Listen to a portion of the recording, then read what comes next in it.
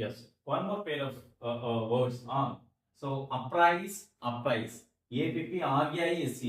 APPRISE. So కేవలం ఒక ఏ అనేటువంటిది ఎంత తేడాని తీసుకొస్తుంది ఇంగ్లీష్ లాంగ్వేజ్ లో అనేటువంటి చిన్న విషయాన్ని సో ఇప్పుడు మనం డిస్కస్ చేస్తాం. APPRISE అప్రైస్ అని అంటే to assess or estimate the worth of, ఏదైనా ఒక దాని యొక్క విలువను అంచనా వేయడాన్ని ఏమంటామంటే అప్రైస్ అని అంటాం.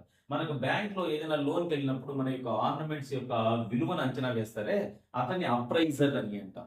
అంటే విలువ కట్టేటువంటి వ్యక్తిని అప్రైజర్ అని అంటాం. విలువ కట్టేటువంటి ప్రాసెస్ ఏమంటామంటే అప్రైస్ అని అంటాం.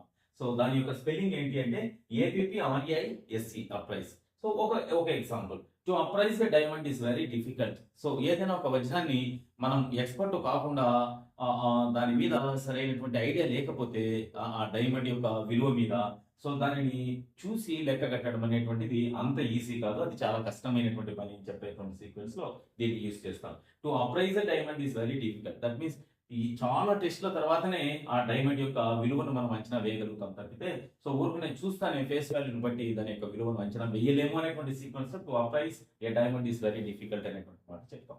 ఇక APPRISE అప్రైజ్ అంటే to inform or to notify అనేటువంటి అర్థాన్ని తీసుకోవాలి అనమాట. The officer apprised us of our rights. Officer మన యొక్క హక్కులను ఇన్ఫార్మ్ చేసినాడు అనేటువంటి సీక్వెన్స్ లో APPRISE apprise. Okay, APPRISE apprise అంటే అంచనా కట్టడం లేదా విలువ కట్టడం, విలువను లెక్క కట్టడం అనేటువంటి అర్థం. APPRISE అప్రైజ్ అంటే ఏదైనా ఒక విషయాన్ని మనకు ఇన్ఫార్మ్ చేయడం లేదా సమాచారాన్ని పంపడం. సో ఇక్కడ సాధ్యమైనంత వరకు ఏదైనా ఒక ఆబ్జెక్ట్ యొక్క విలువని మనం లెక్క కట్టడాన్ని అప్రైజ్ అని అంటాం. సో మీకు బ్యాంక్ లో అప్రైజర్ ఉంటారు అనేటువంటి ఒక చిన్న సెన్స్ ని మీరు గుర్తుంచుకుంటే సరిపోతుంది.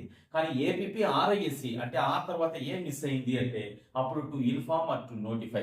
I apprised you regarding the incident, so she apprised me regarding her wedding. ఇలా రకరకాలుగా ఇన్ఫార్మ్ చేసింది, నోటిఫై చేసింది అనేటువంటి అర్థంలో APPRISE అప్రైజ్ ని మనం ఉపయోగిస్తాం.